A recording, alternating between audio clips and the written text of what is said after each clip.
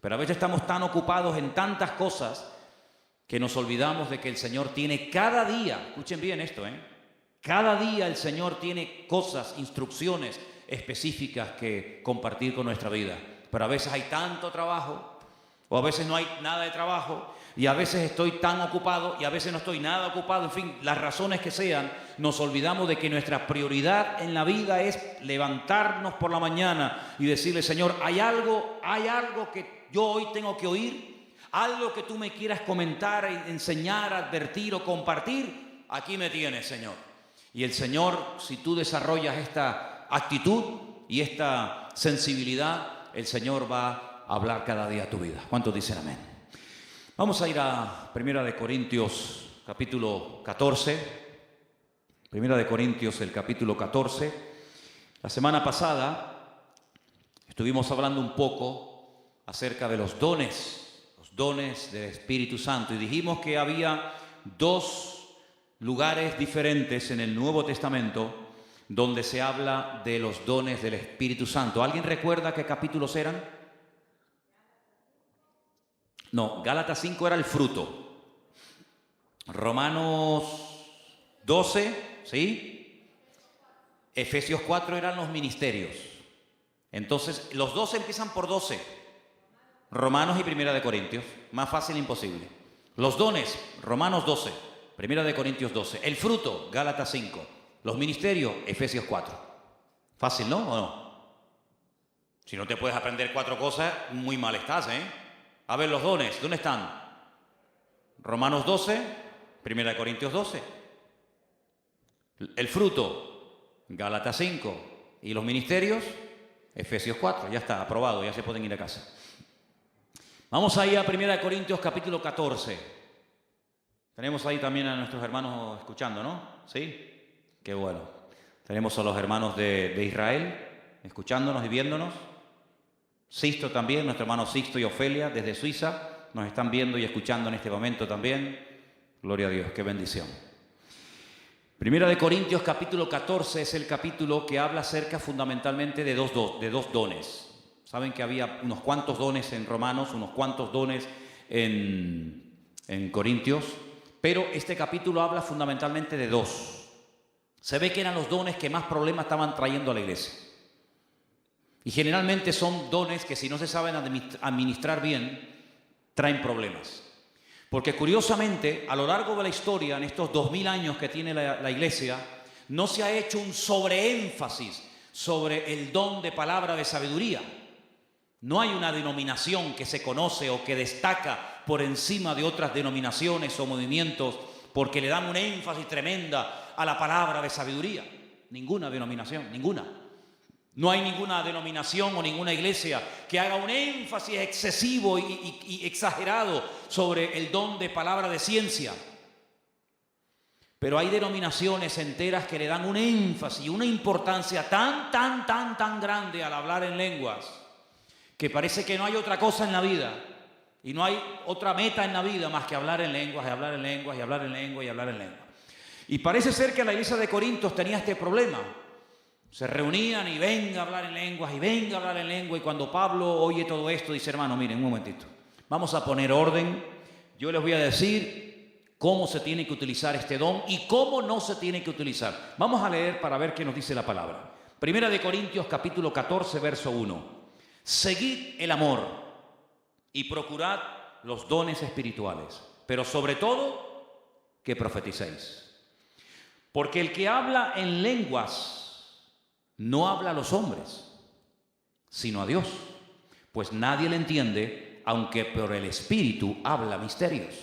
Así que cuando una persona se pone a hablar en lengua, no le está hablando a nadie, sino le dice que está hablándole a Dios. Eso es lo que dice la Biblia. Versículo 3. Pero el que profetiza, que ya lo hacen en el idioma que la gente le entiende, pues habla a los hombres para edificación, para exhortación y para consolación. Pero el que habla en lengua extraña a sí mismo se edifica. Pero el que profetiza edifica a la iglesia. ¿Sí? Verso 5. Así que quisiera que todos vosotros hablarais en lenguas, pero más que profetizaseis, porque mayor es el que profetiza que el que habla en lenguas. Así que el apóstol Pablo no está prohibiendo. El apóstol Pablo dice, eso nada, olvídense de eso, es una locura. Como en algunas denominaciones se ha dicho, que eso son cosas del diablo, que eso son inventos, que eso no existe, que eso es mentira, que eso son palabras que la gente se inventa. El apóstol Pablo no habla en estos términos. Pablo es muy respetuoso, como nosotros tenemos que ser muy respetuosos con este tema, como con cualquier otro, pero ahora estamos hablando de este. No podemos hablar despectivamente ni de este tema ni de ninguno de la Biblia, cuidado. Estamos hablando de cosas sagradas.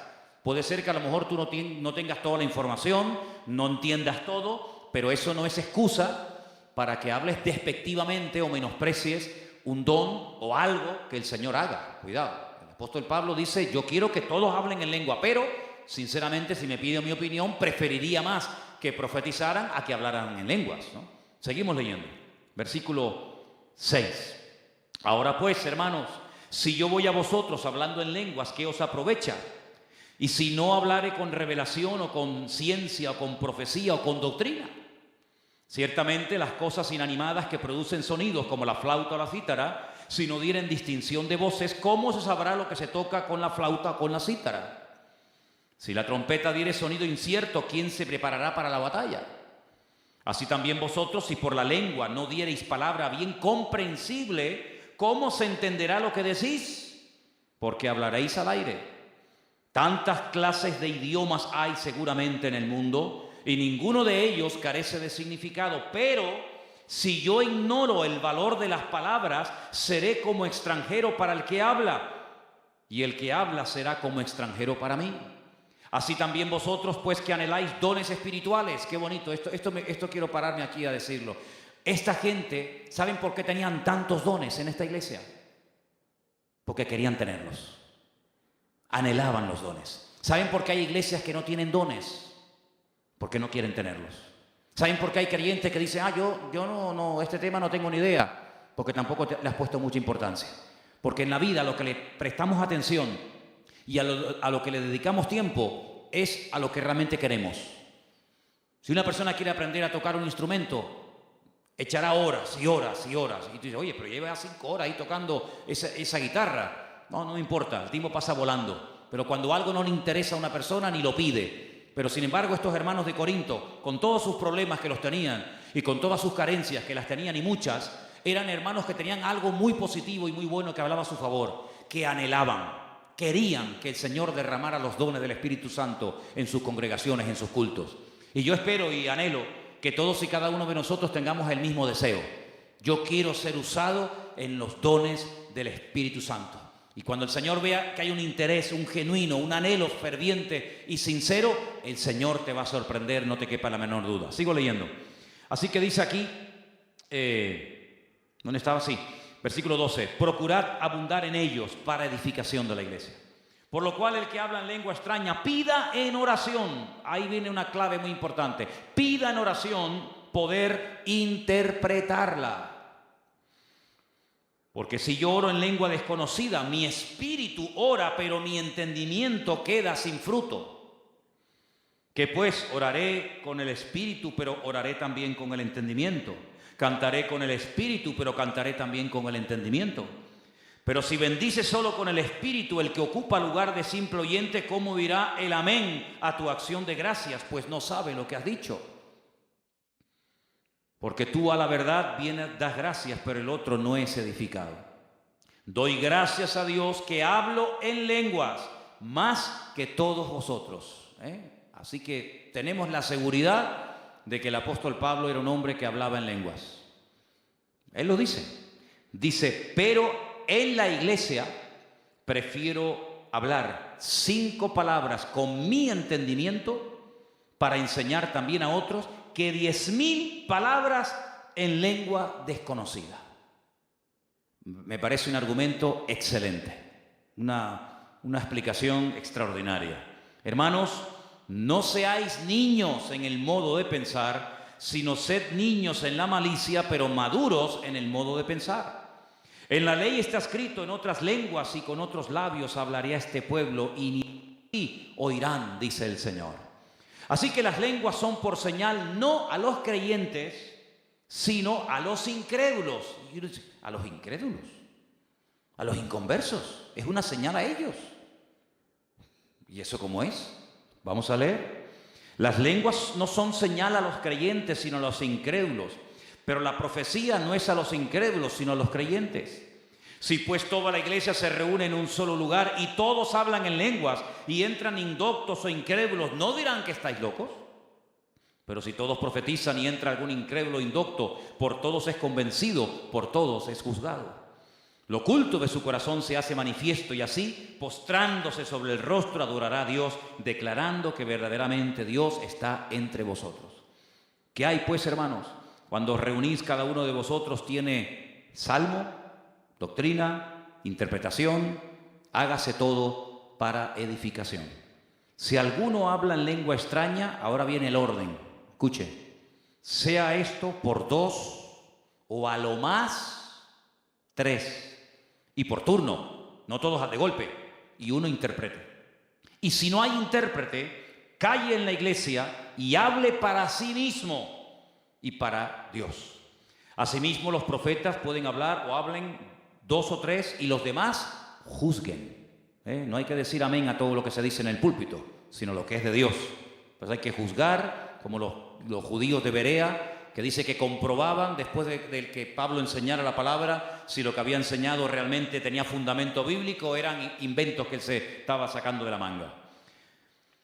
Si algo le fuere revelado a uno que estuviere sentado, calle el primero. Verso 31. Porque podéis profetizar todos uno por uno, para que todos aprendan y para que todos sean exhortados.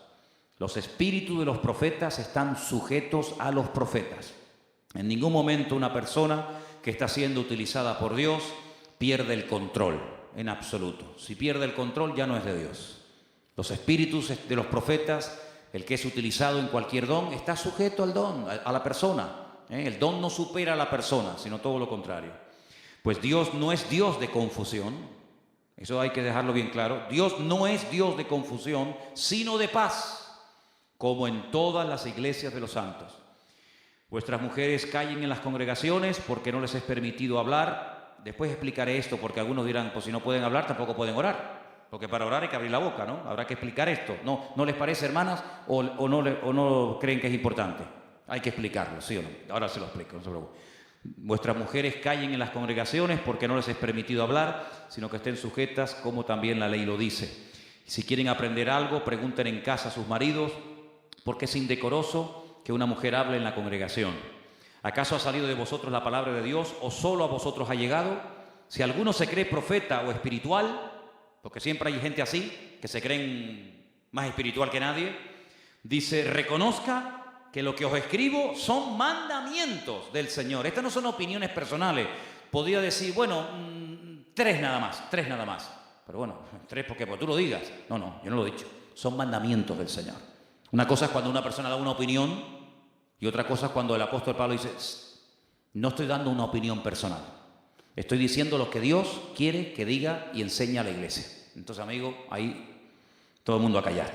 Mas el que ignora, que ignore. Así que, hermanos, termino, procurad profetizar, no impidáis el hablar en lenguas, no lo impidáis, pero, hay un pero, hágase todo decentemente y con orden. Antes de entrar en el tema aclararlo de las hermanas, porque os habéis quedado, algunas se les cambió de color la cara y dijeron, ya no podemos ni saludarnos en el culto. Dice que no podemos hablar, ¿ya?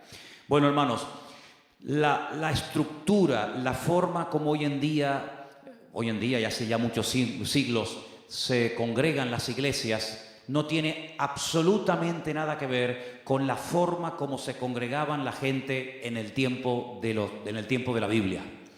Des en cuenta de que la mayoría de las personas que en un principio se convertían eran judíos, no eran cristianos porque el cristianismo no existía, eran de origen judío. Y los judíos, como todas las culturas y todos los pueblos, tenían sus propias costumbres, tenían sus, sus canciones y tenían sus comidas y tenían su folclore y tenían muchas cosas que eran particularmente de ellos. Las sinagogas, que eran los lugares de culto, prohibían hasta el día de hoy, los que habéis ido conmigo a Israel lo sabéis, que las mujeres y los niños menores de 12 años estuvieran juntos en el culto. Si estuviéramos en este momento en una sinagoga, imagínense que esto, en vez de ser una iglesia evangélica, fuera esto una sinagoga. Alquilamos esto y la queremos convertir en sinagoga. Tendríamos, como esto no tiene un piso alto, más que, bueno, podría ser este caso, ¿no? Pues tendríamos que poner a lo mejor una cortina aquí entre estas columnas, poner toda una cortina, pondríamos sillas detrás de las cortinas, digo cortinas o puedo decir unas celosillas o algo así. Entonces todas las hermanas, todas las mujeres estarían ahí, las niñas también, y todos los niños varones menores de 12 años tendrían que estar a un lado, y aquí solamente estarían los hombres, ¿sí?, y los niños mayores de 12 años. También podríamos tenerlas arriba, pero nunca mirando las mujeres así, mirándose las caras, sino que tendría que estar el balcón, digamos, en otro lado. Eso significa que en aquellos tiempos, primero, que las congregaciones eran congregaciones grandes. Estamos hablando de cientos y en algunos casos de miles de personas. Pues no había megafonía, no había micrófonos. Aparte de eso, las esposas no se sentaban junto a sus maridos, como es el caso de algunos de ustedes esta tarde, sino que a lo mejor tu esposa estaba a 50 metros o a 40 o a 30 metros de ti. Llegaba un predicador, por ejemplo el apóstol Pablo o Apolos o Pedro, quien fuera, todo lo que enseñaba iba a ser tremendamente interesante. Imagínense tener como invitado al apóstol Pablo durante 4 o 5 días de cultos especiales, cosas interesantísimas. Cosas nuevas que muchos de ellos nunca en la vida habían escuchado. Surgían muchas preguntas. ¿Qué dijo? ¿Cómo? ¿Dónde dijo Isaías? Jeremías. Entonces la mujer de allí le decía, Juan. Bueno, hay un Juan aquí, no vaya a responder. Juan, ¿qué dijo? ¿Qué dijo el apóstol? No, dijo que no sé qué, que mañana, que tal, que el Señor no. Ah, y la otra. Santiago, ¿y qué dijo? Y aquello era un lío, aquello era una recoba, aquello era un mercadillo. Entonces el apóstol Pablo dijo, hermanas, por favor, hermanas. Claro, los hombres, ¿por qué dice hermanos? Porque los hermanos escuchaban perfectamente, porque no es lo mismo un hombre sentado a 5 metros de mí que una mujer a 40 metros de mí. No todos los predicadores tenían la misma voz. Algunos hablaban más bajo, otros hablaban más fuerte. Unos tenían una forma, un tono de voz que vocalizan bien, otros a lo mejor hablaban así. Y por lo tanto los hombres no tenían que preguntar nada, porque estaban ahí y lo entendían, pero las que estaban lejos empezaban a preguntar, y una y otra y la otra, y el otro respondía, y el otro ¿qué? ¿Y qué te dijo? No sé qué. El apóstol Pablo dijo, hermanas, en las congregaciones no quiero que estéis hablando. Si tienen algo que preguntar, pregunten en casa a sus maridos. Porque si no, la casa, que tiene que ser un lugar de orden, se convierte en una recoba, se convierte en un desorden. Ah, hermano, qué peso me ha quitado de encima. Yo pensaba que no podía hablar en la iglesia. Bueno, si algunos de ustedes no pueden hablar aquí, explotarían. Imagínense. Entonces no es que usted no pueda hablar en la iglesia, sino que se tiene que mantener el orden. Es como por ejemplo hoy en día, que ya pueden estar todos juntos, hombres, mujeres, niños, casados, solteras. A veces hay personas que se ponen a hablar en plena predicación, lo habéis visto en alguna ocasión, ¿verdad? Y que le dicen al momento, por favor, guarde silencio, ahora no es tiempo de hablar, de preguntar, le preguntas después. Entonces exactamente era igual, pero con la diferencia de que en vez de estar todos juntos, unas estaban por un lado y otros estaban por otro, y aquello era un auténtico desorden. Eso es a lo que se refiere, nada más que a eso. Pero no se le prohibía orar, ni muchísimo menos, no se le prohibía profetizar, ni muchísimo menos, sino lo que les acabo de comentar. Ahora, retomando el tema de los dones del Espíritu, nosotros, esta congregación, cree lo que yo creo que debería de creer todo creyente, pero que lamentablemente no es así. Hay creyentes, hay iglesias que dicen y enseñan abiertamente que no creen en los dones del Espíritu Santo. Que eso tuvo un momento en la historia, pero que ya hoy en día ya no es necesario, porque ya tenemos la Biblia completa y por lo tanto ya eso de milagros y sabiduría y orar por los enfermos y echar fuera demonios y una persona que habla en lengua y el otro que profetiza, como que eso ya... Yo a todas esas personas llevo años diciéndole lo mismo y ninguno me ha respondido. El día que me demuestren que bíblicamente eso forma parte del pasado y que no existe o que no se debe creer en eso en el tiempo presente, yo también dejaré de creer en ello. Pero en ningún momento la palabra de Dios nos dice que las cosas han cambiado. los que han cambiado son los cristianos. Los cristianos del siglo XXI no nos parecemos en nada a los cristianos del siglo I. Los cristianos del siglo I, como todos, tenían defectos y tenían carencias y tenían debilidades, pero eran personas que creían en todo lo que se les enseñaba desde los púlpitos. Hoy en día hay personas que es como cuando van a un supermercado, eligen el producto que les interesa y el que no les interesa lo dejan en el almacén o en la vitrina. O cuando van al McDonald's o cuando van a cualquier otro lugar, escogen lo que les conviene y lo que no les conviene. Pero yo siempre digo, hermano, mire, si el Señor nos dio esta Biblia con sus 66 libros, con sus miles y miles de promesas, si eso no fuera importante, ¿para qué nos dejó una Biblia que muchas cosas que leemos, como dicen algunos, no son para hoy? Entonces, ¿para qué las quiero? Empezamos a arrancar páginas de la Biblia. Algunos dicen, yo no creo en eso de echar fuera demonios. Venga, vamos a sacar todo lo que dice la Biblia de echar fuera demonios. Los demonios que echó Cristo, los demonios que echó Pablo, los demonios, todo. Venga, arrancamos. ¿Qué más? ¿Qué no te gusta? A mí no me gusta, por ejemplo, eso de hablar en lenguas. Venga, vamos a arrancar Hechos capítulo 2, cuando hablaron en lenguas en Samaria, cuando hablaron en lenguas por aquí, el capítulo que acabamos de leer. Venga, ¿qué más? A ver, ¿qué no te gusta? A mí no me gusta eso de palabra de sabiduría o los dones. Entonces, hermanos, se dan cuenta, comenzaríamos a arrancar páginas de la Biblia y haríamos una Biblia muy personal. Esto es en lo que yo creo y en esto no creo y no me interesa. Esa no es la forma adecuada como tiene que ir un creyente por la vida. Un creyente tiene que creer en todo lo que dice la palabra de Dios. La Biblia dice que Jesucristo es el mismo, ayer, hoy y por los siglos. Y yo pregunto una cosa, si estamos hablando del Espíritu Santo, ¿no creemos los creyentes que Padre, Hijo y Espíritu Santo son uno? ¿Sí o no?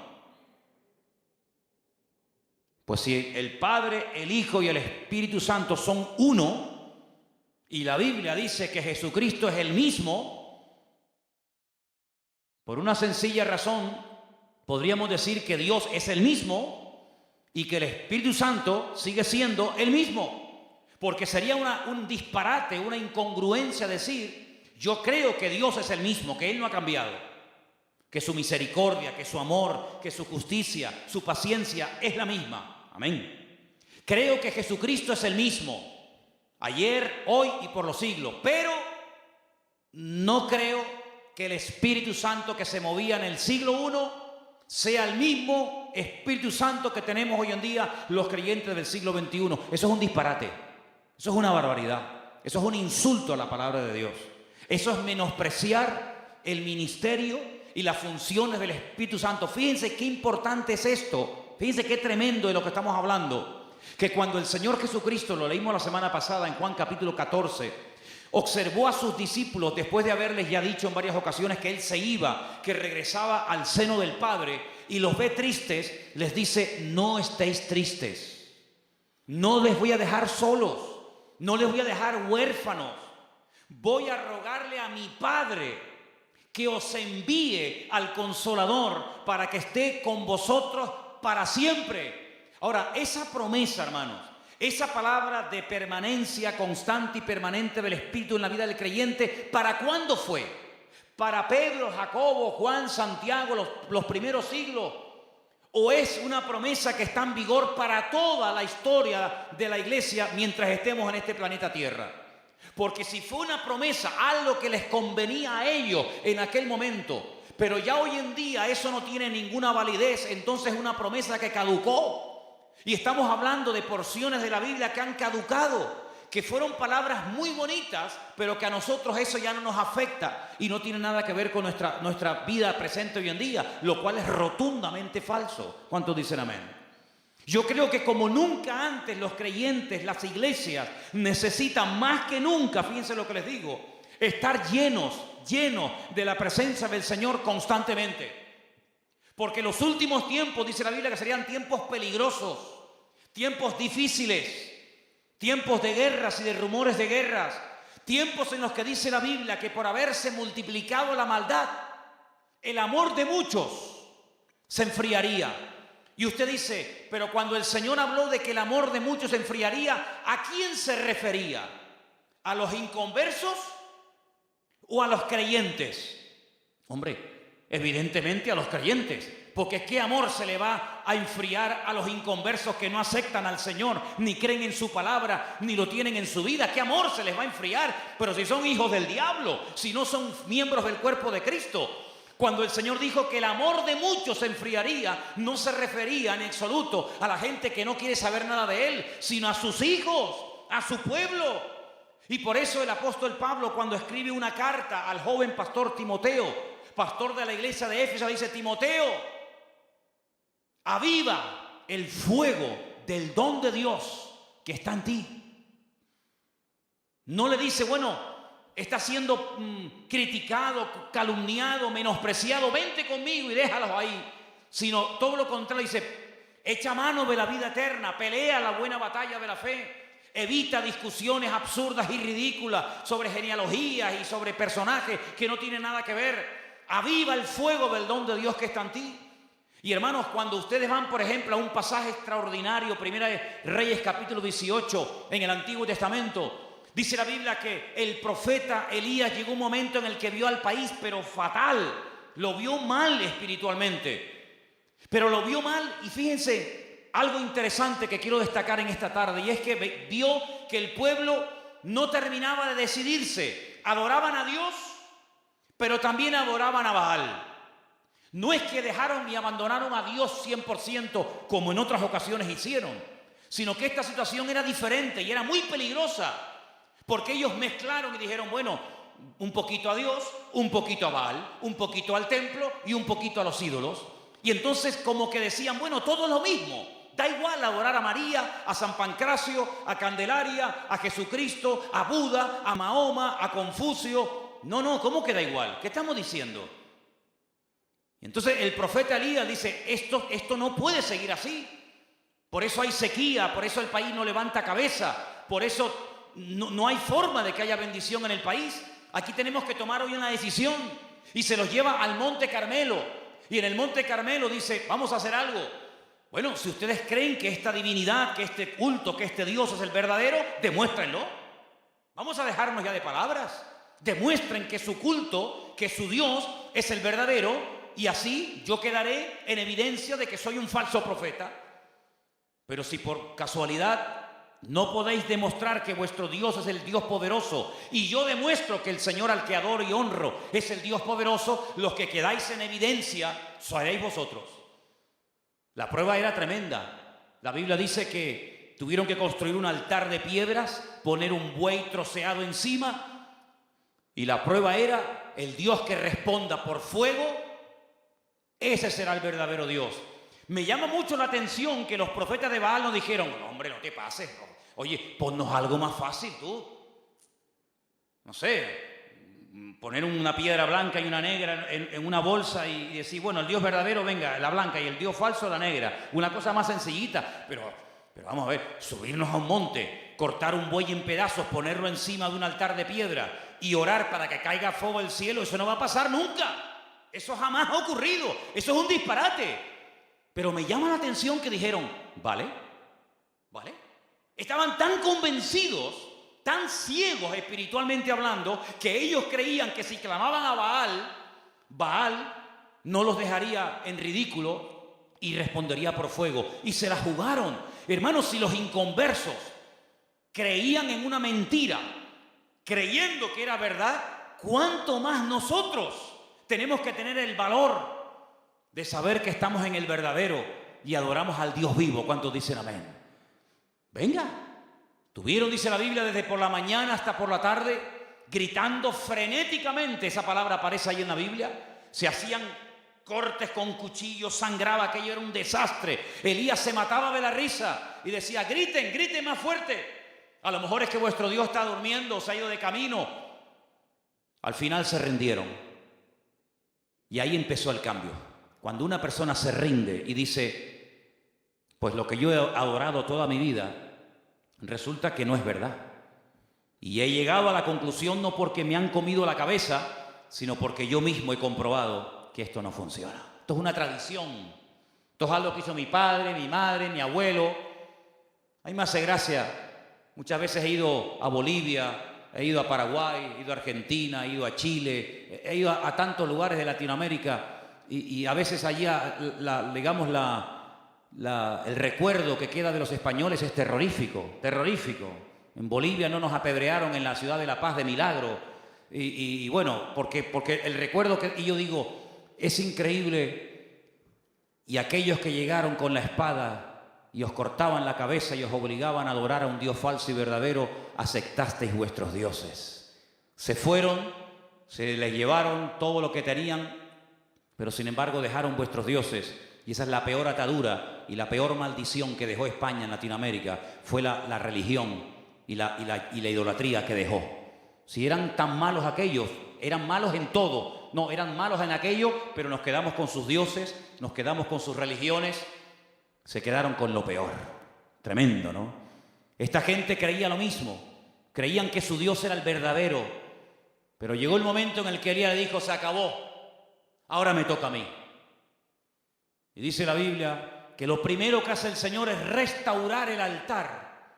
Estaba una piedra por allí, otra piedra por allá, y tuvo que restaurar el altar que era, hermano. Hoy en día no hace falta levantar altares, pero en aquellos tiempos sí. El altar era el lugar donde el hombre se encontraba con Dios.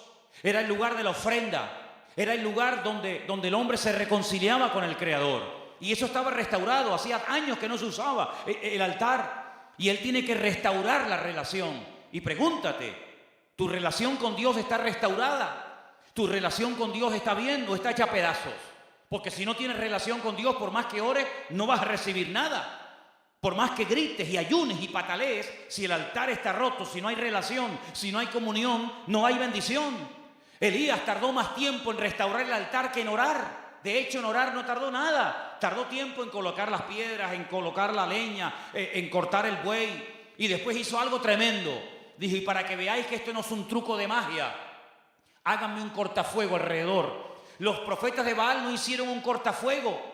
Sin embargo, Elías mandó hacerlo porque él estaba completamente convencido que si no tomaba medidas preventivas, todo el país se prendía fuego, porque hacía muchos años que no llovía. Estaba en una sequía terrible. Después dice, cojan cubos de agua y echen agua y empápenme la leña y empápenme todo el altar y echen agua hasta que corra como si fuera un río por encima del sacrificio, y ahora voy a invocar al Señor. Y cuando invocó el nombre del Señor, la Biblia dice que el fuego del cielo cayó. Y allí se quedó claramente establecido que el culto a Baal era un timo, era un engaño, que la reina Jezabel, esposa del rey Acab, era una perversa que había utilizado las arcas del Estado para financiar la idolatría. Y allí el profeta Baal dice que degolló a 400 profetas falsos de Baal. ¿Qué te parece? Allí cayó el fuego de Dios, porque nuestro Dios, dice la Biblia, que es fuego. Es un fuego, el fuego de Dios quema. ¿Y qué es lo que quema? La basura que hay en nosotros. La basura, la madera, la hojarasca, la basura que hemos acumulado durante años, Dios la quiere quemar. Y entonces el Espíritu Santo, dice la Biblia, que tiene símbolos. Así como el otro día Anderson, cuando nos compartía, nos hablaba de que la palabra de Dios es como pan, y la palabra de Dios es como un martillo, y la palabra de Dios es como un espejo. Bueno, en la Biblia el símbolo más conocido del Espíritu Santo es el fuego. Porque el fuego, hermanos, quema todo lo que es basura. Cuando ha habido epidemias a lo largo de la historia, lo que se hacía era prender fuego a las camas, a las sábanas, a casas enteras, porque el fuego mata todas las bacterias y mata toda la basura, purifica, ¿verdad? Y dice la Biblia que lo que recibieron en el día de Pentecostés fue lenguas repartidas como de fuego. Así que yo quiero que ustedes le pidan al Señor, Señor, yo quiero tener una buena comunión y relación contigo, pero yo quiero, Señor, ser un instrumento para que los dones de tu Espíritu Santo se manifiesten en mi vida. A veces criticamos a los corintios, decimos que eran carnales, que eran niños en Cristo, que no habían crecido, que no habían madurado, y es verdad. Pero oye, también es verdad, y hay que decirlo, que eran gente que anhelaba ser usada en los dones del Espíritu. Ahora yo quiero dejar claro una serie de cosas y voy terminando. El don más importante de todos, y el otro día contamos, creo que eran en Romanos 7, ¿no? Y después habíamos contado 9 en 1 Corintios 12, ¿verdad? El más importante de todos, ¿cuál es? Yo les voy a decir el don más importante de todos. El don más importante de todos es el que hace falta. Usted tiene una caja de herramientas y tiene ahí un montón de herramientas. ¿Cuál es la más importante? ¿El martillo? ¿El destornillador? ¿La llave inglesa? ¿Cuál es la más importante? La que me hace falta. Porque si yo tengo que utilizar una llave 14 y usted me da un martillo, no me sirve de nada. En este momento el martillo no es útil. Es más, no me sirve de nada. Pero si tengo que clavar algo, no me pase una llave 14, no me dé una llave inglesa, porque no me sirve.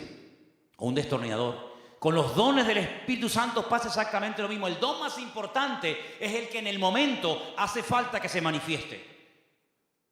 Pero sobre todas las cosas, yo dije algo también el jueves pasado, y es que sobre todo lo que hagamos para el Señor tiene que haber algo que es lo que le da equilibrio y balance, y es el fruto del Espíritu en nuestra vida.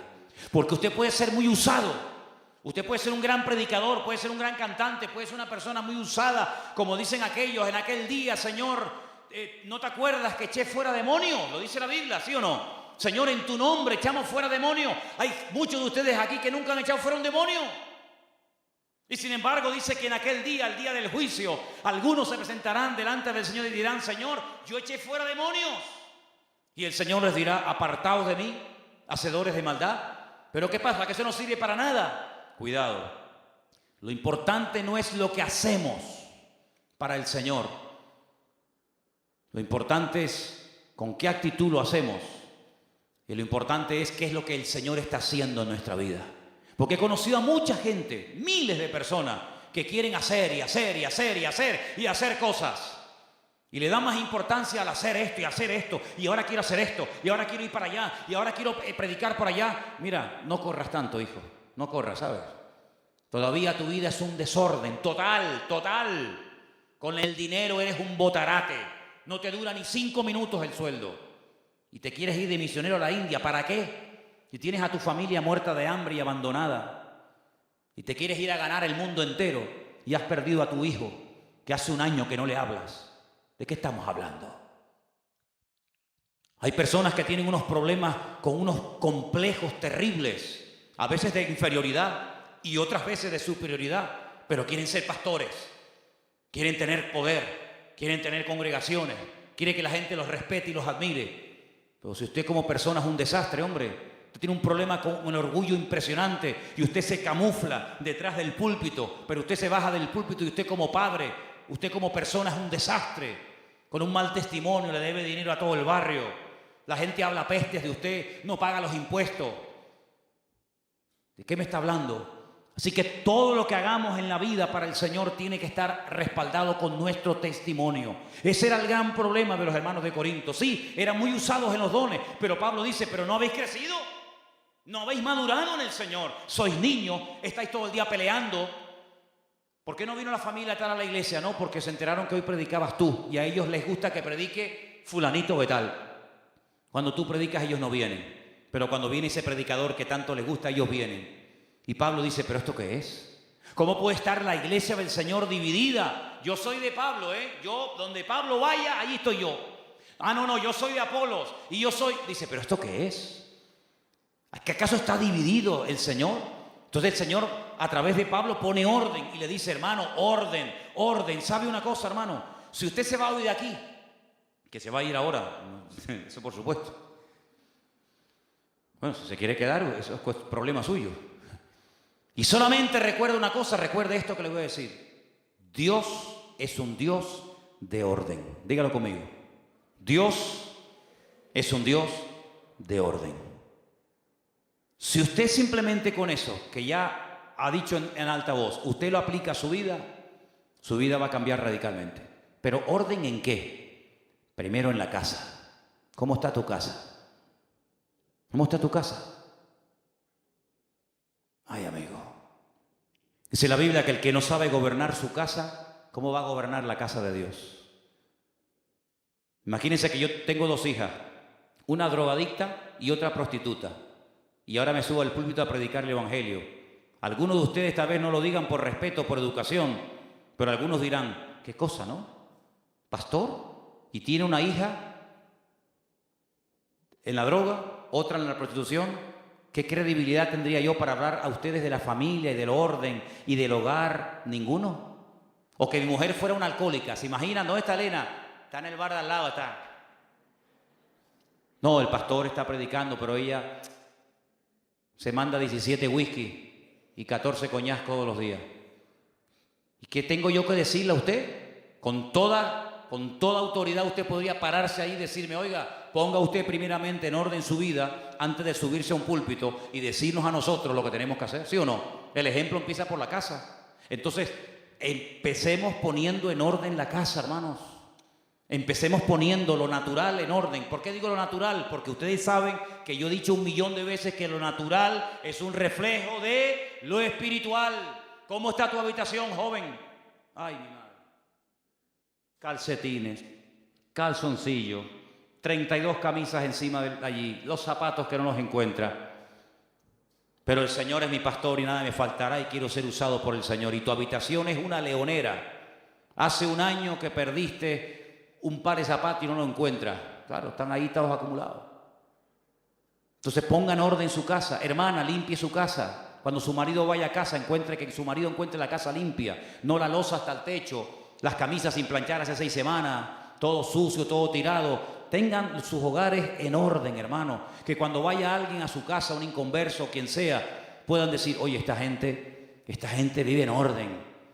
Alguien dijo una vez, no es una frase mía, yo la copio nada más. No sé si será así o no, pero yo la lanzo. Usted que es tan listo, cómase el pescado y deje las espinas. Dice, muéstrame tu habitación y me mostrarás cómo está tu vida. No sé si será verdad. Sí. Muéstrame cómo está tu habitación y te dirá cómo está la vida. Entonces, hermanos, Dios es un Dios de orden. En lo económico, usted tiene que ser una persona ordenada en lo económico. Usted no le puede durar el sueldo, la paga, una semana. Ahí se va al bar y ahí se gasta en media hora lo que trabajó un mes. Eso se llama desorden. Usted tiene que tener todo bien ordenadito. Esto es para el Señor, esto es para esto es para aquello, ¿verdad? Tengan orden su vida, hermano. Tengan orden su apariencia física. Tengan en orden su casa. Tengan orden su economía. Tengan en orden su familia. Y entonces Dios va a comenzar a bendecirle. Algunos piensan que venir aquí es como un efecto mágico. Entro por esa puerta, escucho 3 sermones y ya mañana... No, mi hermano, no sé. Así que dice la Biblia en Romanos 8, le hemos leído que Él nos ayuda en nuestras debilidades. Amén, hermanos. Pero también intercede el Espíritu Santo a través de nuestros labios. Y por eso tenemos que ser sensibles, porque una de las cosas que la iglesia, que en nuestras vidas no pueden perder, es la sensibilidad espiritual. La vida endurece al hombre, ¿sabes? La vida endurece. Hay gente que dice, yo no era así, ¿sabes? Yo no era así, pero la vida me ha hecho duro, la vida me ha hecho desconfiado. A veces abrí mi corazón, me confié en fulano, en mengano y ¡pum! Allí me llevé el palo. Entonces ahora siempre estoy con reservas. Ahora ya no me fío de nadie, como dijo aquel, el que se quemó con leche, ve pasar la vaca y sale corriendo, ¿no? Pues a veces pasa eso, ¿no? Que la vida moldea ese carácter que tú tenías y te hace como tú no eras, pero que no te haga la vida perder la sensibilidad. Porque el creyente siempre tiene que estar sensible a la voz del Espíritu. ¿Cuántos dicen amén? De hecho, hay un versículo, y ustedes lo conocen muy bien. Es un versículo que se repite 7 veces el mismo versículo. Eso no pasa con ningún versículo en la Biblia. No hay ningún versículo que se repita 7 veces igual y en el mismo libro. Pero hay uno que sí, y tú sabes cuál es. Y que dice, ¿cuál? El que tiene oído para oír, que oiga lo que el Espíritu dice a la iglesia. Y lo dice 7 veces. En los primeros capítulos del libro de Apocalipsis, en el mismo libro, la misma palabra, a la iglesia de Esmirna, la de Pérgamo, la de Tiatira, la de Éfeso, a la de Laodicea, a todas lo mismo. El que tiene oídos para oír, que oiga lo que el Espíritu dice a la iglesia. Y a veces el Señor quiere advertirnos de un peligro inminente, que todavía no ha acontecido, todavía no sale en las noticias. Pero el Señor sabe todas las cosas y a veces nos puede advertir, decir, no vayas por ese camino. ¿Pero por qué? Si siempre lo he hecho, hoy no vayas por ahí. Eres sensible al Señor, resulta que haces un rodeo, vas por otro camino que nunca vas y al día siguiente te enteras que en ese camino Asaltaron a una persona, lo mataron, lo balearon, lo apuñalaron, lo dejaron tirado en el camino. Y quién sabe si tú hubieras pasado, si te hubiera pasado a ti lo mismo, o hubieras sido tú el muerto en vez de aquella persona. Hermanos, tenemos que tener sensibilidad a las cosas del Señor. No ser tan ingenuos, sino prestar atención, porque una de las cosas que el Señor hace continuamente es hablar y hablar y hablar a la iglesia. Pero a veces estamos tan ocupados en tantas cosas que nos olvidamos de que el Señor tiene cada día, escuchen bien esto, cada día el Señor tiene cosas, instrucciones específicas que compartir con nuestra vida. Pero a veces hay tanto trabajo, o a veces no hay nada de trabajo, y a veces estoy tan ocupado, y a veces no estoy nada ocupado. En fin, las razones que sean, nos olvidamos de que nuestra prioridad en la vida es levantarnos por la mañana y decirle: Señor, hay algo que yo hoy tengo que oír, algo que tú me quieras comentar, enseñar, advertir o compartir. Aquí me tienes, Señor. Y el Señor, si tú desarrollas esta actitud y esta sensibilidad, el Señor va a hablar cada día a tu vida. ¿Cuántos dicen amén? Vamos a ir a 1 Corintios capítulo 14. 1 Corintios, el capítulo 14. La semana pasada estuvimos hablando un poco acerca de los dones del Espíritu Santo, y dijimos que había dos lugares diferentes en el Nuevo Testamento donde se habla de los dones del Espíritu Santo. ¿Alguien recuerda qué capítulos eran? No, Gálatas 5 era el fruto. Romanos 12, ¿sí?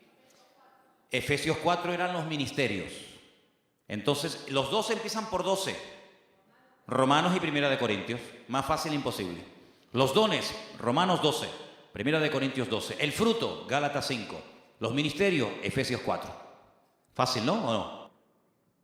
Si no te puedes aprender 4 cosas, muy mal estás, A ver, los dones, ¿dónde están? Romanos 12, 1 Corintios 12. El fruto, Gálatas 5. Y los ministerios, Efesios 4. Ya está, aprobado, ya se pueden ir a casa. Vamos ahí a 1 Corintios capítulo 14. Tenemos ahí también a nuestros hermanos escuchando, ¿no? ¿Sí? Qué bueno. Tenemos a los hermanos de Israel escuchándonos y viéndonos. Sixto también, nuestro hermano Sixto y Ofelia desde Suiza nos están viendo y escuchando en este momento también. Gloria a Dios, qué bendición. 1 Corintios capítulo 14 es el capítulo que habla acerca fundamentalmente de dos dones. Saben que había unos cuantos dones en Romanos, unos cuantos dones en Corintios, pero este capítulo habla fundamentalmente de dos. Se ve que eran los dones que más problemas estaban trayendo a la iglesia. Y generalmente son dones que, si no se saben administrar bien, traen problemas. Porque curiosamente, a lo largo de la historia, en estos 2000 años que tiene la iglesia, no se ha hecho un sobreénfasis sobre el don de palabra de sabiduría. No hay una denominación que se conoce o que destaca por encima de otras denominaciones o movimientos porque le dan un énfasis tremenda a la palabra de sabiduría. Ninguna denominación, ninguna. No hay ninguna denominación o ninguna iglesia que haga un énfasis excesivo y exagerado sobre el don de palabra de ciencia. Pero hay denominaciones enteras que le dan un énfasis y una importancia tan grande al hablar en lenguas, que parece que no hay otra cosa en la vida y no hay otra meta en la vida más que hablar en lenguas, y hablar en lenguas, y hablar en lenguas, y hablar en lenguas. Y parece ser que la iglesia de Corintios tenía este problema. Se reunían y venga a hablar en lenguas, y venga a hablar en lengua. Y cuando Pablo oye todo esto, dice: hermano, miren, un momentito, vamos a poner orden. Yo les voy a decir cómo se tiene que utilizar este don y cómo no se tiene que utilizar. Vamos a leer para ver qué nos dice la palabra. 1 Corintios capítulo 14, verso 1. Seguid el amor y procurad los dones espirituales, pero sobre todo que profeticéis. Porque el que habla en lenguas no habla a los hombres, sino a Dios, pues nadie le entiende, aunque por el Espíritu habla misterios. Así que cuando una persona se pone a hablar en lengua, no le está hablando a nadie, sino le dice que está hablándole a Dios. Eso es lo que dice la Biblia. Versículo 3. Pero el que profetiza, que ya lo hacen en el idioma que la gente le entiende, Pues habla a los hombres para edificación, para exhortación y para consolación. Pero el que habla en lengua extraña a sí mismo se edifica. Pero el que profetiza edifica a la iglesia. ¿Sí? Verso 5. Así que quisiera que todos vosotros hablarais en lenguas, pero más que profetizaseis, porque mayor es el que profetiza que el que habla en lenguas. Así que el apóstol Pablo no está prohibiendo. El apóstol Pablo dice, eso nada, olvídense de eso, es una locura. Como en algunas denominaciones se ha dicho, que eso son cosas del diablo, que eso son inventos, que eso no existe, que eso es mentira, que eso son palabras que la gente se inventa. El apóstol Pablo no habla en estos términos. Pablo es muy, muy respetuoso, como nosotros tenemos que ser muy respetuosos con este tema, como con cualquier otro, pero ahora estamos hablando de este. No podemos hablar despectivamente ni de este tema ni de ninguno de la Biblia, cuidado, estamos hablando de cosas sagradas. Puede ser que a lo mejor tú no tengas toda la información, no entiendas todo, pero eso no es excusa para que hables despectivamente o menosprecies un don o algo que el Señor haga. Cuidado. El apóstol Pablo dice, yo quiero que todos hablen en lengua, pero sinceramente, si me piden mi opinión, preferiría más que profetizaran a que hablaran en lenguas, ¿no? Seguimos leyendo. Versículo 6. Ahora pues, hermanos, si yo voy a vosotros hablando en lenguas, ¿qué os aprovecha? Y si no hablare con revelación o con ciencia o con profecía o con doctrina. Ciertamente las cosas inanimadas que producen sonidos como la flauta o la cítara, si no dieren distinción de voces, ¿cómo se sabrá lo que se toca con la flauta o con la cítara? Si la trompeta diere sonido incierto, ¿quién se preparará para la batalla? Así también vosotros, si por la lengua no diereis palabra bien comprensible, ¿cómo se entenderá lo que decís? Porque hablaréis al aire. Tantas clases de idiomas hay seguramente en el mundo y ninguno de ellos carece de significado, pero si yo ignoro el valor de las palabras, seré como extranjero para el que habla, y el que habla será como extranjero para mí. Así también vosotros, pues, que anheláis dones espirituales. Qué bonito, esto quiero pararme aquí a decirlo. Esta gente, ¿saben por qué tenían tantos dones en esta iglesia? Porque querían tenerlos. Anhelaban los dones. ¿Saben por qué hay iglesias que no tienen dones? Porque no quieren tenerlos. ¿Saben por qué hay creyentes que dicen, yo no, este tema no tengo ni idea? Porque tampoco le has puesto mucha importancia. Porque en la vida lo que le prestamos atención y a lo que le dedicamos tiempo es a lo que realmente queremos. Si una persona quiere aprender a tocar un instrumento, echará horas y horas y horas. Y tú dices, oye, pero lleva 5 horas ahí tocando esa guitarra. No me importa, el tiempo pasa volando. Pero cuando algo no le interesa a una persona, ni lo pide. Pero sin embargo, estos hermanos de Corinto, con todos sus problemas que los tenían y con todas sus carencias que las tenían y muchas, eran hermanos que tenían algo muy positivo y muy bueno que hablaba a su favor, que anhelaban, querían que el Señor derramara los dones del Espíritu Santo en sus congregaciones, en sus cultos. Y yo espero y anhelo que todos y cada uno de nosotros tengamos el mismo deseo. Yo quiero ser usado en los dones del Espíritu Santo. Y cuando el Señor vea que hay un interés, un genuino, un anhelo ferviente y sincero, el Señor te va a sorprender, no te quepa la menor duda. Sigo leyendo. Así que dice aquí, ¿dónde estaba? Sí, versículo 12. Procurad abundar en ellos para edificación de la iglesia. Por lo cual el que habla en lengua extraña, pida en oración. Ahí viene una clave muy importante. Pida en oración poder interpretarla. Porque si yo oro en lengua desconocida, mi espíritu ora, pero mi entendimiento queda sin fruto. Que pues oraré con el espíritu, pero oraré también con el entendimiento. Cantaré con el espíritu, pero cantaré también con el entendimiento. Pero si bendice solo con el espíritu el que ocupa lugar de simple oyente, ¿cómo dirá el amén a tu acción de gracias? Pues no sabe lo que has dicho. Porque tú a la verdad das gracias, pero el otro no es edificado. Doy gracias a Dios que hablo en lenguas más que todos vosotros. Así que tenemos la seguridad de que el apóstol Pablo era un hombre que hablaba en lenguas. Él lo dice. Dice, pero en la iglesia prefiero hablar 5 palabras con mi entendimiento para enseñar también a otros que 10.000 palabras en lengua desconocida. Me parece un argumento excelente, una una explicación extraordinaria. Hermanos, no seáis niños en el modo de pensar, sino sed niños en la malicia, pero maduros en el modo de pensar. En la ley está escrito: en otras lenguas y con otros labios hablaré a este pueblo, y ni oirán, dice el Señor. Así que las lenguas son por señal no a los creyentes, sino a los incrédulos. ¿A los incrédulos? ¿A los inconversos? Es una señal a ellos. ¿Y eso cómo es? Vamos a leer. Las lenguas no son señal a los creyentes, sino a los incrédulos. Pero la profecía no es a los incrédulos, sino a los creyentes. Si pues toda la iglesia se reúne en un solo lugar y todos hablan en lenguas y entran indoctos o incrédulos, ¿no dirán que estáis locos?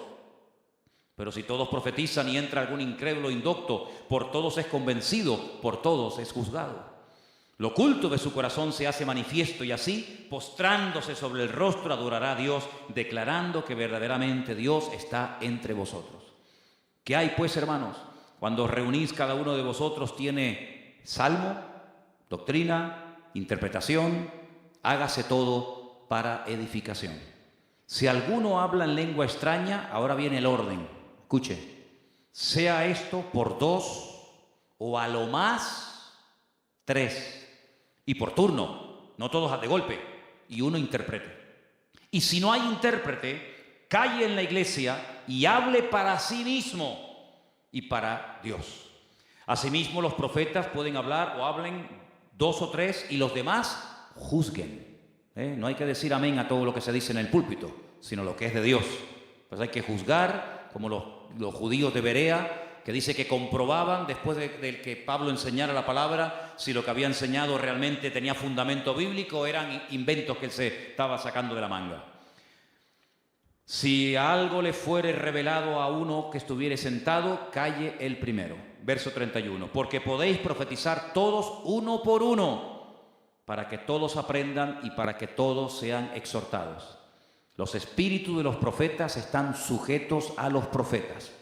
En ningún momento una persona que está siendo utilizada por Dios pierde el control, en absoluto. Si pierde el control, ya no es de Dios.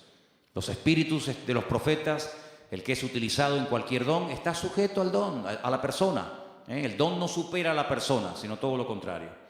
Pues Dios no es Dios de confusión.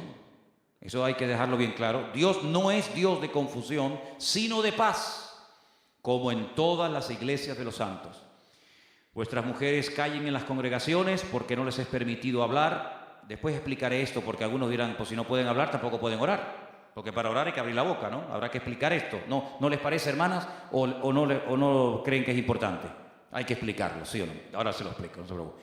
Vuestras mujeres callen en las congregaciones porque no les es permitido hablar, sino que estén sujetas como también la ley lo dice. Si quieren aprender algo, pregunten en casa a sus maridos, porque es indecoroso que una mujer hable en la congregación. ¿Acaso ha salido de vosotros la palabra de Dios o solo a vosotros ha llegado? Si alguno se cree profeta o espiritual, porque siempre hay gente así, que se creen más espiritual que nadie, dice, reconozca que lo que os escribo son mandamientos del Señor. Estas no son opiniones personales. Podría decir, bueno, 3 nada más. Pero bueno, 3 porque tú lo digas. No, yo no lo he dicho. Son mandamientos del Señor. Una cosa es cuando una persona da una opinión y otra cosa es cuando el apóstol Pablo dice, no estoy dando una opinión personal. Estoy diciendo lo que Dios quiere que diga y enseña a la iglesia. Entonces, amigo, ahí todo el mundo a callar. Mas el que ignora, que ignore. Así que, hermanos, termino, procurad profetizar, no impidáis el hablar en lenguas, no lo impidáis, pero, hay un pero, hágase todo decentemente y con orden. Antes de entrar en el tema aclararlo las hermanas, porque os habéis quedado, algunas se les cambió de color la cara y dijeron, ya no podemos ni saludarnos en el culto. Dice que no podemos hablar, ¿ya? Bueno, hermanos, la estructura, la forma como hoy en día y hace ya muchos siglos se congregan las iglesias, no tiene absolutamente nada que ver con la forma como se congregaban la gente en el tiempo de la Biblia. Des en cuenta de que la mayoría de las personas que en un principio se convertían eran judíos, no eran cristianos porque el cristianismo no existía, eran de origen judío. Y los judíos, como todas las culturas y todos los pueblos, tenían sus propias costumbres, tenían sus, en fin, sus canciones, y tenían sus comidas, y tenían su folclore, y tenían muchas cosas que eran particularmente de ellos.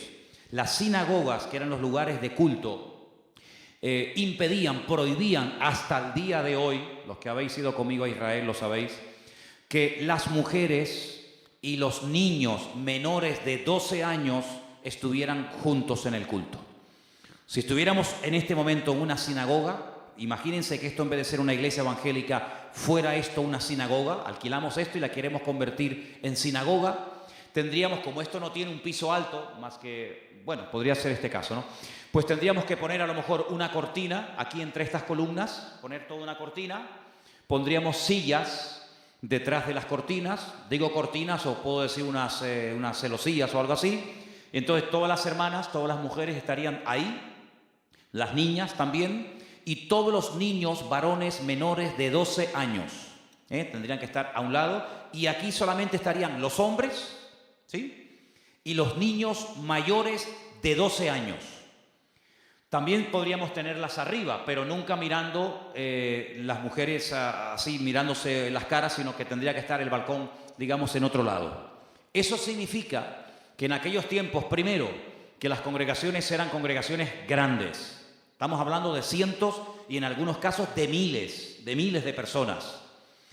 Pues no había megafonía, no había micrófonos. Aparte de eso, las esposas no se sentaban junto a sus maridos, como es el caso de algunos de ustedes esta tarde, sino que a lo mejor tu esposa estaba a 50 metros o a 40 o a 30 metros de ti.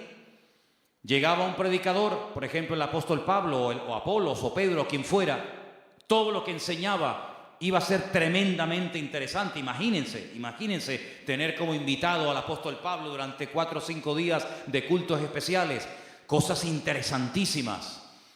Cosas nuevas que muchos de ellos nunca en la vida habían escuchado. Surgían muchas preguntas. ¿Qué dijo? ¿Cómo? ¿Dónde dijo Isaías? Jeremías. Entonces la mujer de allí le decía, Juan. Bueno, hay un Juan aquí, no vaya a responder. Juan, ¿qué dijo? ¿Qué dijo el apóstol? No, dijo que no sé qué, que mañana, que tal, que el Señor no... Ah, y la otra. Santiago, ¿y qué dijo? Y aquello era un lío, aquello era una recoba, aquello era un mercadillo. Entonces el apóstol Pablo dijo, hermanas, por favor, hermanas. Claro, los hombres, ¿por qué dice hermanos? Porque los hermanos escuchaban perfectamente, porque no es lo mismo un hombre sentado a 5 metros de mí que una mujer a 40 metros de mí. No todos los predicadores tenían la misma voz. Algunos hablaban más bajo, otros hablaban más fuerte. Unos tenían una forma, un tono de voz que vocalizan bien, otros a lo mejor hablaban así.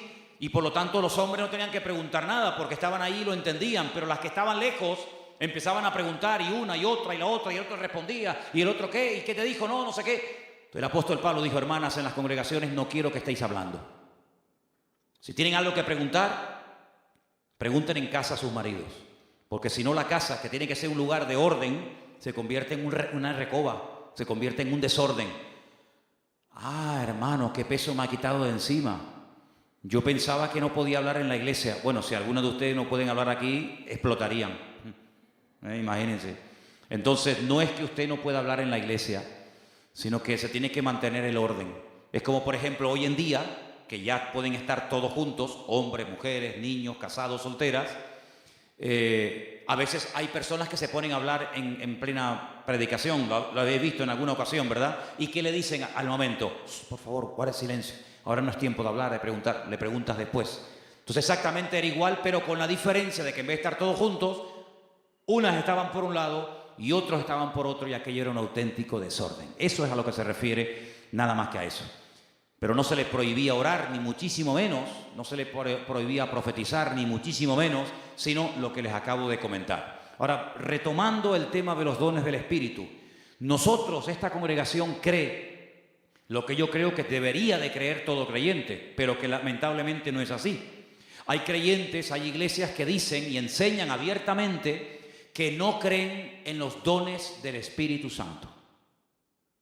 Que eso tuvo un momento en la historia, pero que ya hoy en día ya no es necesario, porque ya tenemos la Biblia completa y por lo tanto ya eso de milagros y sabiduría y orar por los enfermos y echar fuera demonios y una persona que habla en lengua y el otro que profetiza, como que eso ya... Yo a todas esas personas llevo años diciéndole lo mismo y ninguno me ha respondido. El día que me demuestren que bíblicamente eso forma parte del pasado y que no existe o que no se debe creer en eso en el tiempo presente, yo también dejaré de creer en ello. Pero en ningún momento la palabra de Dios nos dice que las cosas han cambiado. Los que han cambiado son los cristianos. Los cristianos del siglo XXI no nos parecemos en nada a los cristianos del siglo I.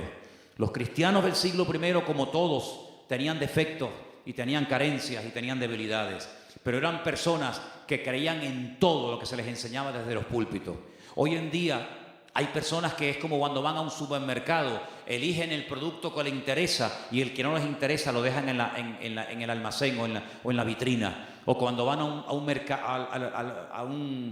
al McDonald's o cuando van a cualquier otro lugar, escogen lo que les conviene y lo que no les conviene. Pero yo siempre digo, hermano, mire, si el Señor nos dio esta Biblia con sus 66 libros, con sus miles y miles de promesas, si eso no fuera importante, ¿para qué nos dejó una Biblia que muchas cosas que leemos, como dicen algunos, no son para hoy? Entonces, ¿para qué las quiero? Empezamos a arrancar páginas de la Biblia. Algunos dicen, yo no creo en eso de echar fuera demonios. Venga, vamos a sacar todo lo que dice la Biblia de echar fuera demonios. Los demonios que echó Cristo, los demonios que echó Pablo, los demonios, todo. Venga, arrancamos. ¿Qué más? ¿Qué no te gusta? A mí no me gusta, por ejemplo, eso de hablar en lengua. Venga, vamos a arrancar Hechos capítulo 2, cuando hablaron en lenguas en Samaria, cuando hablaron en lenguas por aquí, el capítulo que acabamos de leer. Venga, ¿qué más? A ver, ¿qué no te gusta? A mí no me gusta eso de palabra de sabiduría o los dones. Entonces, hermanos, se dan cuenta, comenzaríamos a arrancar y arrancar y arrancar páginas de la Biblia y haríamos una Biblia muy personal. Esto es en lo que yo creo y en esto no creo y no me interesa. Esa no es la forma adecuada como tiene que ir un creyente por la vida. Un creyente tiene que creer en todo lo que dice la palabra de Dios. La Biblia dice que Jesucristo es el mismo, ayer, hoy y por los siglos. Y yo pregunto una cosa, si estamos hablando del Espíritu Santo, ¿no creemos los creyentes que Padre, Hijo y Espíritu Santo son uno? ¿Sí o no? Pues si el Padre, el Hijo y el Espíritu Santo son uno, y la Biblia dice que Jesucristo es el mismo, por una sencilla razón, podríamos decir que Dios es el mismo y que el Espíritu Santo sigue siendo el mismo. Porque sería un disparate, una incongruencia decir, yo creo que Dios es el mismo, que Él no ha cambiado, que su misericordia, que su amor, que su justicia, su paciencia es la misma. Amén. Creo que Jesucristo es el mismo, ayer, hoy y por los siglos, pero no creo que el Espíritu Santo que se movía en el siglo I sea el mismo Espíritu Santo que tenemos hoy en día los creyentes del siglo XXI. Eso es un disparate, eso es una barbaridad, eso es un insulto a la palabra de Dios. Eso es menospreciar el ministerio y las funciones del Espíritu Santo. Fíjense qué importante es esto. Fíjense qué tremendo de lo que estamos hablando, que cuando el Señor Jesucristo, lo leímos la semana pasada en Juan capítulo 14, observó a sus discípulos después de haberles ya dicho en varias ocasiones que Él se iba, que regresaba al seno del Padre, y los ve tristes, les dice, no estéis tristes, no les voy a dejar solos, no les voy a dejar huérfanos, voy a rogarle a mi Padre que os envíe al Consolador para que esté con vosotros para siempre. Ahora, esa promesa, hermanos, esa palabra de permanencia constante y permanente del Espíritu en la vida del creyente, ¿para cuándo fue? ¿Para Pedro, Jacobo, Juan, Santiago, los primeros siglos? ¿O es una promesa que está en vigor para toda la historia de la iglesia mientras estemos en este planeta Tierra? Porque si fue una promesa, algo que les convenía a ellos en aquel momento, pero ya hoy en día eso no tiene ninguna validez, entonces es una promesa que caducó. Y estamos hablando de porciones de la Biblia que han caducado, que fueron palabras muy bonitas, pero que a nosotros eso ya no nos afecta y no tiene nada que ver con nuestra vida presente hoy en día, lo cual es rotundamente falso. ¿Cuántos dicen amén? Yo creo que como nunca antes los creyentes, las iglesias, necesitan más que nunca, fíjense lo que les digo, estar llenos de la presencia del Señor constantemente. Porque los últimos tiempos, dice la Biblia, que serían tiempos peligrosos, tiempos difíciles, tiempos de guerras y de rumores de guerras, tiempos en los que dice la Biblia que por haberse multiplicado la maldad, el amor de muchos se enfriaría. Y usted dice, pero cuando el Señor habló de que el amor de muchos se enfriaría, ¿a quién se refería? ¿A los inconversos o a los creyentes? Hombre, evidentemente a los creyentes, porque ¿qué amor se le va a enfriar a los inconversos que no aceptan al Señor, ni creen en su palabra, ni lo tienen en su vida? ¿Qué amor se les va a enfriar? Pero si son hijos del diablo, si no son miembros del cuerpo de Cristo. Cuando el Señor dijo que el amor de muchos se enfriaría, no se refería en absoluto a la gente que no quiere saber nada de Él, sino a sus hijos, a su pueblo. Y por eso el apóstol Pablo, cuando escribe una carta al joven pastor Timoteo, pastor de la iglesia de Éfeso, dice: Timoteo, aviva el fuego del don de Dios que está en ti. No le dice, bueno, está siendo criticado, calumniado, menospreciado, vente conmigo y déjalo ahí. Sino todo lo contrario, dice: echa mano de la vida eterna, pelea la buena batalla de la fe, evita discusiones absurdas y ridículas sobre genealogías y sobre personajes que no tienen nada que ver. Aviva el fuego del don de Dios que está en ti. Y hermanos, cuando ustedes van, por ejemplo, a un pasaje extraordinario, Primera de Reyes capítulo 18, en el Antiguo Testamento, dice la Biblia que el profeta Elías llegó un momento en el que vio al país, pero fatal, lo vio mal espiritualmente, pero lo vio mal. Y fíjense, algo interesante que quiero destacar en esta tarde, y es que vio que el pueblo no terminaba de decidirse. Adoraban a Dios, pero también adoraban a Baal. No es que dejaron y abandonaron a Dios 100% como en otras ocasiones hicieron, sino que esta situación era diferente y era muy peligrosa, porque ellos mezclaron y dijeron, bueno, un poquito a Dios, un poquito a Baal, un poquito al templo y un poquito a los ídolos. Y entonces como que decían, bueno, todo es lo mismo, da igual adorar a María, a San Pancracio, a Candelaria, a Jesucristo, a Buda, a Mahoma, a Confucio. No, ¿cómo que da igual? ¿Qué estamos diciendo? Entonces el profeta Elías dice, esto no puede seguir así. Por eso hay sequía, por eso el país no levanta cabeza, por eso no hay forma de que haya bendición en el país. Aquí tenemos que tomar hoy una decisión. Y se los lleva al Monte Carmelo. Y en el Monte Carmelo dice, vamos a hacer algo. Bueno, si ustedes creen que esta divinidad, que este culto, que este Dios es el verdadero, demuéstrenlo. Vamos a dejarnos ya de palabras. Demuestren que su culto, que su Dios es el verdadero, y así yo quedaré en evidencia de que soy un falso profeta. Pero si por casualidad no podéis demostrar que vuestro Dios es el Dios poderoso, y yo demuestro que el Señor al que adoro y honro es el Dios poderoso, los que quedáis en evidencia seréis vosotros. La prueba era tremenda. La Biblia dice que tuvieron que construir un altar de piedras, poner un buey troceado encima, y la prueba era el Dios que responda por fuego. Ese será el verdadero Dios. Me llama mucho la atención que los profetas de Baal nos dijeron, no, hombre, no te pases. Oye, ponnos algo más fácil tú. No sé, poner una piedra blanca y una negra en una bolsa y decir, bueno, el Dios verdadero, venga, la blanca, y el Dios falso, la negra. Una cosa más sencillita. Pero vamos a ver, subirnos a un monte, cortar un buey en pedazos, ponerlo encima de un altar de piedra y orar para que caiga fuego del cielo, eso no va a pasar nunca. Eso jamás ha ocurrido. Eso es un disparate. Pero me llama la atención que dijeron, vale. Estaban tan convencidos, tan ciegos espiritualmente hablando, que ellos creían que si clamaban a Baal no los dejaría en ridículo y respondería por fuego. Y se la jugaron. Hermanos, si los inconversos creían en una mentira, creyendo que era verdad, ¿cuánto más nosotros? Tenemos que tener el valor de saber que estamos en el verdadero y adoramos al Dios vivo. ¿Cuántos dicen amén?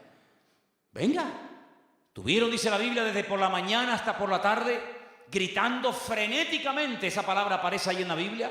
Se hacían cortes con cuchillos, sangraba, aquello era un desastre. Elías se mataba de la risa y decía: griten, griten más fuerte.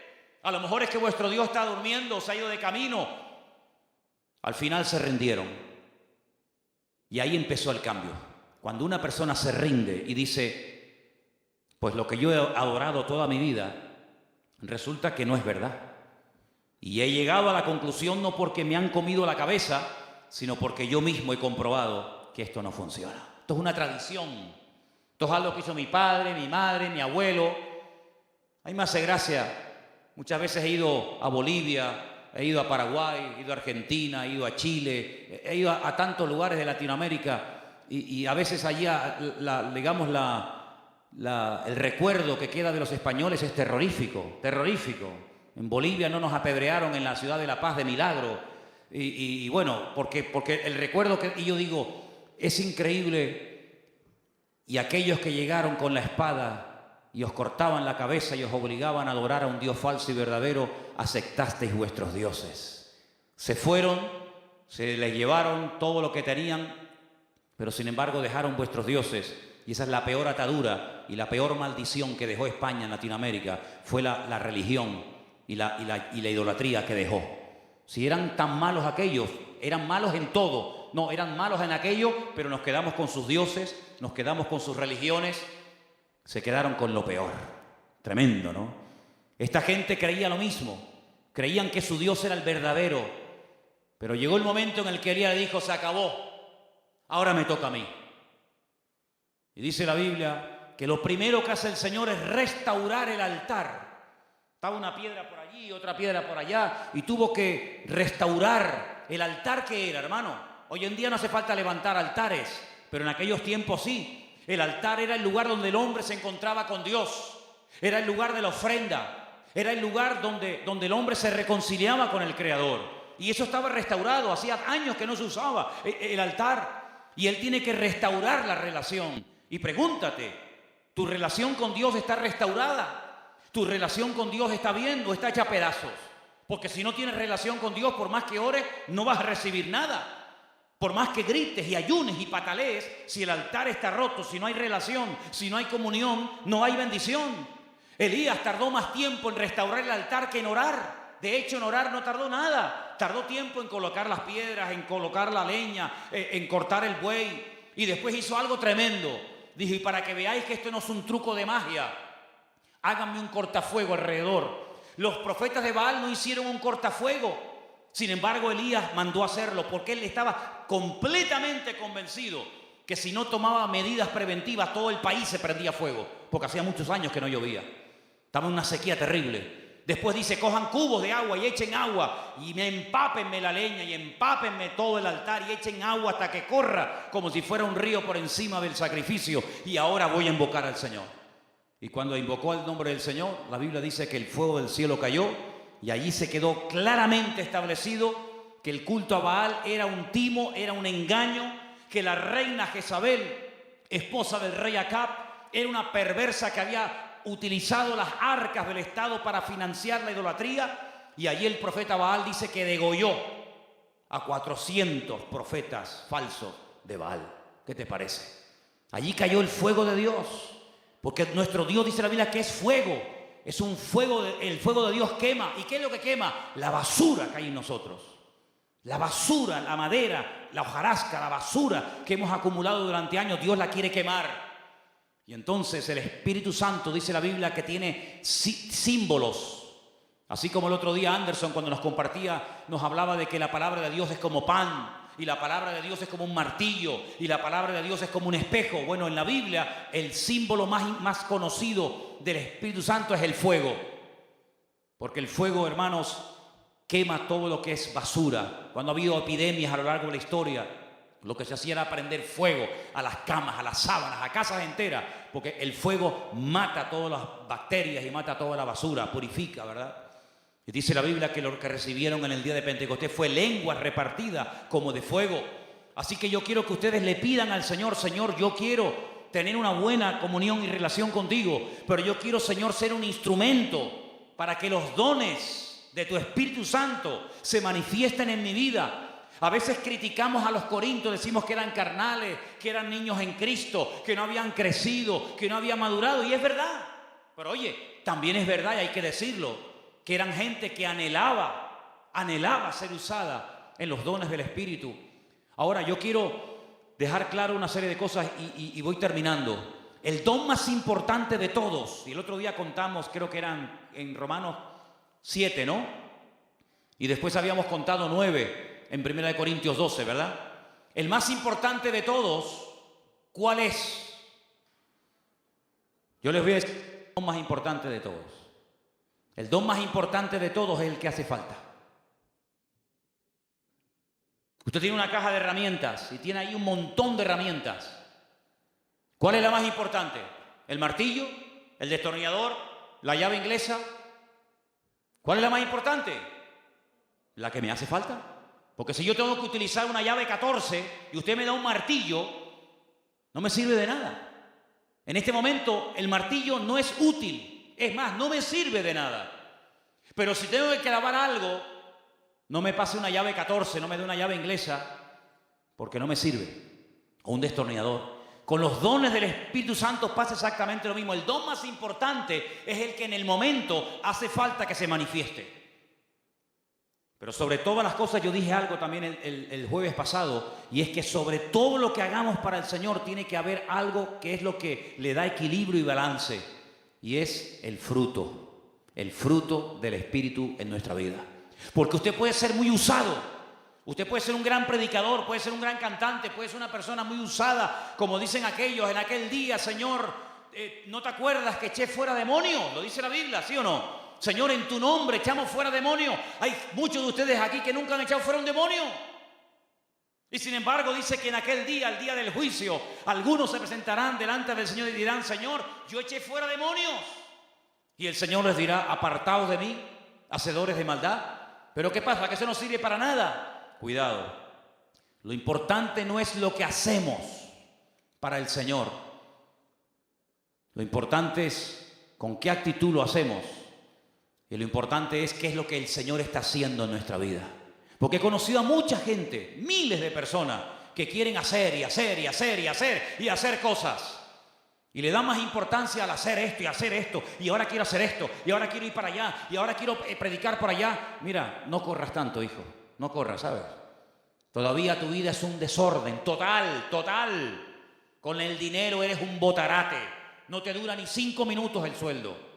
Y te quieres ir de misionero a la India, ¿para qué? Si tienes a tu familia muerta de hambre y abandonada. Y te quieres ir a ganar el mundo entero y has perdido a tu hijo, que hace un año que no le hablas. ¿De qué estamos hablando? Hay personas que tienen unos problemas con unos complejos terribles, a veces de inferioridad y otras veces de superioridad, pero quieren ser pastores, quieren tener poder, quieren tener congregaciones, quieren que la gente los respete y los admire. Pero si usted como persona es un desastre, hombre, usted tiene un problema con un orgullo impresionante y usted se camufla detrás del púlpito, pero usted se baja del púlpito y usted como padre, usted como persona es un desastre, con un mal testimonio, le debe dinero a todo el barrio, la gente habla pestes de usted, no paga los impuestos. ¿De qué me está hablando? Así que todo lo que hagamos en la vida para el Señor tiene que estar respaldado con nuestro testimonio. Ese era el gran problema de los hermanos de Corinto. Sí, eran muy usados en los dones, pero Pablo dice, pero no habéis crecido, no habéis madurado en el Señor. Sois niños, estáis todo el día peleando. ¿Por qué no vino la familia a estar a la iglesia? No, porque se enteraron que hoy predicabas tú y a ellos les gusta que predique fulanito o tal. Cuando tú predicas ellos no vienen, pero cuando viene ese predicador que tanto les gusta ellos vienen. Y Pablo dice, ¿pero esto qué es? ¿Cómo puede estar la iglesia del Señor dividida? Yo soy de Pablo, yo, donde Pablo vaya, allí estoy yo. Ah, no, yo soy de Apolos y yo soy... Dice, ¿pero esto qué es? ¿Que acaso está dividido el Señor? Entonces el Señor a través de Pablo pone orden y le dice, hermano, orden, orden. ¿Sabe una cosa, hermano? Si usted se va hoy de aquí, que se va a ir ahora, eso por supuesto. Bueno, si se quiere quedar, eso es problema suyo. Y solamente recuerda una cosa, recuerde esto que le voy a decir. Dios es un Dios de orden. Dígalo conmigo. Dios es un Dios de orden. Si usted simplemente con eso, que ya ha dicho en alta voz, usted lo aplica a su vida va a cambiar radicalmente. Pero ¿orden en qué? Primero en la casa. ¿Cómo está tu casa? ¿Cómo está tu casa? Ay, amigo. Dice la Biblia que el que no sabe gobernar su casa, ¿cómo va a gobernar la casa de Dios? Imagínense que yo tengo 2 hijas, una drogadicta y otra prostituta. Y ahora me subo al púlpito a predicar el evangelio. Algunos de ustedes tal vez no lo digan por respeto, por educación, pero algunos dirán, qué cosa, ¿no? ¿Pastor? ¿Y tiene una hija en la droga, otra en la prostitución? ¿Qué credibilidad tendría yo para hablar a ustedes de la familia y del orden y del hogar? Ninguno. O que mi mujer fuera una alcohólica. ¿Se imaginan? ¿Dónde está Elena? Está en el bar de al lado, está.